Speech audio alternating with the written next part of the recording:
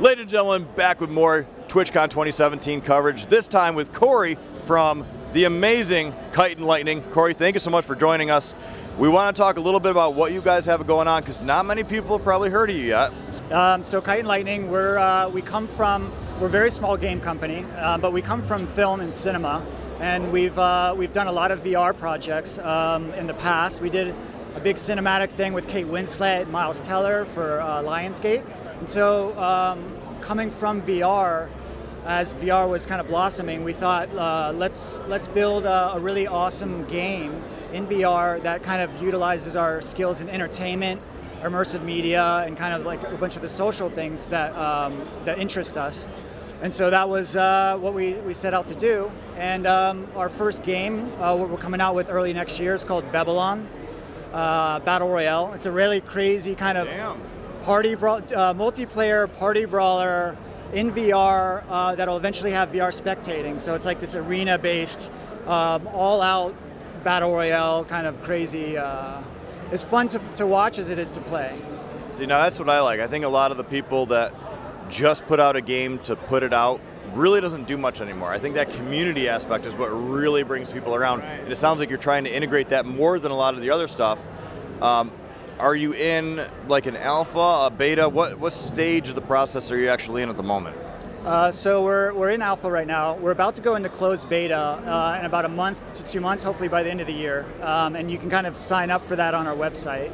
And then early next year, we're hoping to release the core part of the game.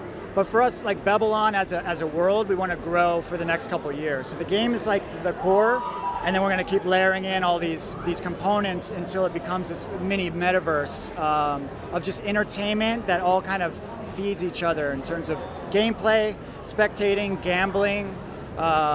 It's very self-expressive in terms of what we're building as a platform. So it's like go in there and really like, you're an immortal baby in this game, okay? So it's a pimping out your immortal baby and really just expressing yourself to the live audience. That sounds amazing. So let's talk about VR for a second. I mean, we know that we have our Y900s and our Y720s and Y920s that do VR, and they're VR ready. But what made you as a studio want to go the VR route and not like your normal 2D route? I think for us mainly, we just fell in love with VR. We fell in love with making VR, because when you're in there and you're making it, you kind of have this power of like just being present in a world that you build, right? And so that was our biggest appeal. So we're like, whatever we do, we want it to be in VR because we just think it's cool.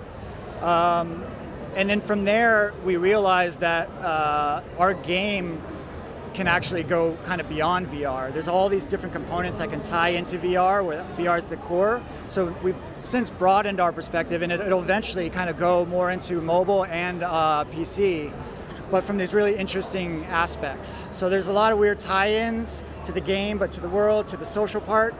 It's like this big idea, and we're just taking one step at a time and kind of growing each piece to be strong on its own.